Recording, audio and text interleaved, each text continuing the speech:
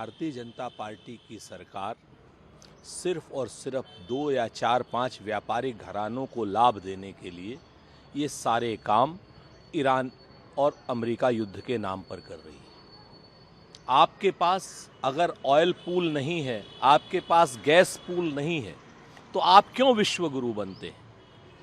एक तरफ तो आप कह रहे हैं कि आप 40 से ज़्यादा मुल्कों से अपनी ऊर्जा का काम ले रहे हैं और दूसरी तरफ आप इनको गैस सिलेंडर्स को महंगे कर रहे हैं। तो राहुल जी की बात बिल्कुल प्योर 100% सही निकल रही है कि हमने अपने एनर्जी क्षेत्र में अमेरिका को भारतीय जनता पार्टी ने अपना बाप बना लिया।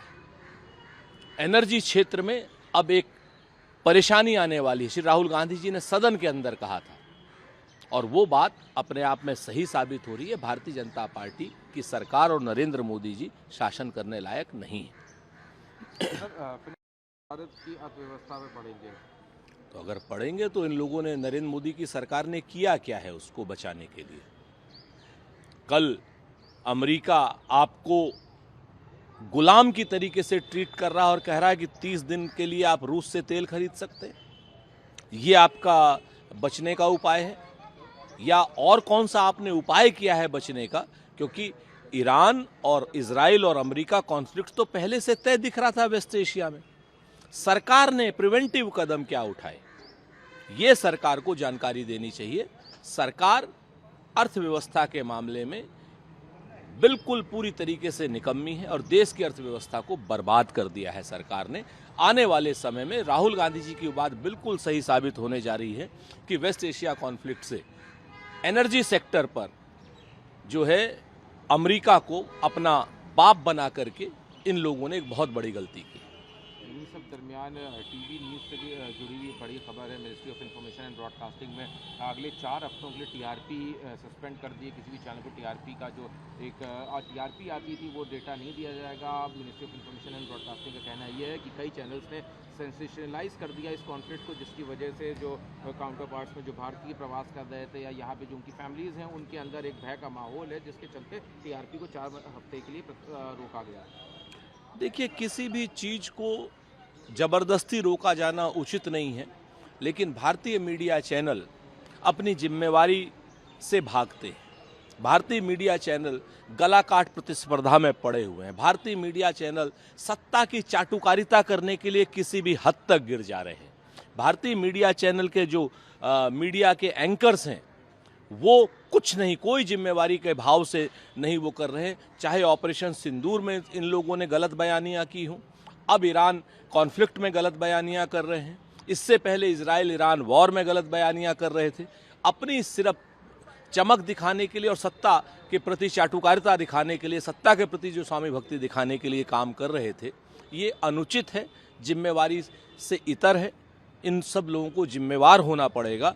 सरकार का नियंत्रण किसी भी मीडिया चैनल पर अनुचित है। एक सवाल और है, उनके बेटे निशांत कुमार जो हैं वो जल्दी जेडीयू में शामिल होंगे और ये सारे जो निर्णय हैं ये खुद स्वयं नीतीश कुमार के हैं। वो उन्हीं के सारे डिसीजन इस धरती पर लागू रहेंगे, वही चुनेंगे कौन मुख्यमंत्री होगा। मूल रूप से ललन सिंह जी हों चाहे कोई झा हों, उनके खिलाफ कोई मुंझा टाइप की पार्टी उन लोगों ने बनाई है। लोग बता रहे हैं जेडीयू के, बर्बाद कर दिया है जेडीयू को, सांप्रदायिक कर दिया है बिहार को।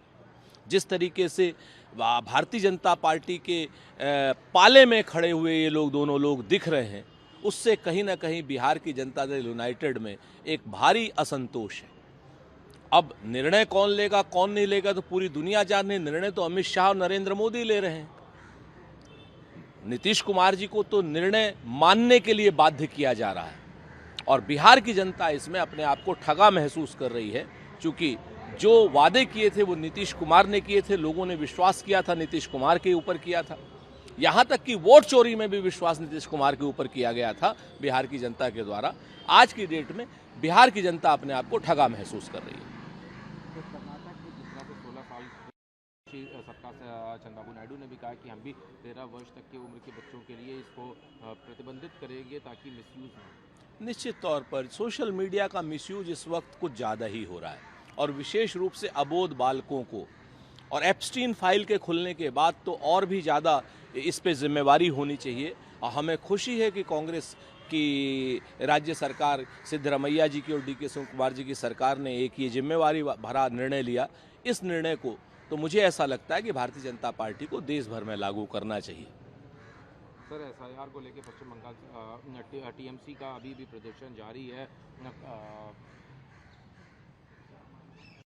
निर्णय होना है कि नाम रहेगा नहीं होगा, ये लीगल रिजॉल्व होना है तो प्रधानमंत्री के नाम पे भी होना चाहिए। निश्चित तौर पर मैं अभिषेक बैनर्जी से सहमत हूँ। 60 लाख लोगों को आप वोट देने के अधिकार से वंचित कैसे कर सकते हैं? अब तक उन्होंने वोट दिया है, अब आप उनको वंचित कैसे कर सकते हैं? जिस तरीके से भारतीय जनता पार्टी उत्तर प्रदेश में भी अल्पसंख्यकों के गांव साफ करने की बात करती है, प्रिंटेड फॉर्म 7 पकड़े जा रहे हैं, प्रिंटेड फॉर्म 7 पकड़े जा रहे हैं। वो प्रिंट कहां से होकर के आ रहे हैं? लोग बताते हैं कि भारतीय जनता पार्टी के किसी कॉल सेंटर से होकर के आ रहे हैं। तो जिस तरीके से भारतीय जनता पार्टी लोकतंत्र का अपहरण करना चाहती चुनाव आयोग के सहयोग से, इसका तो हर स्तर पर विरोध होना चाहिए।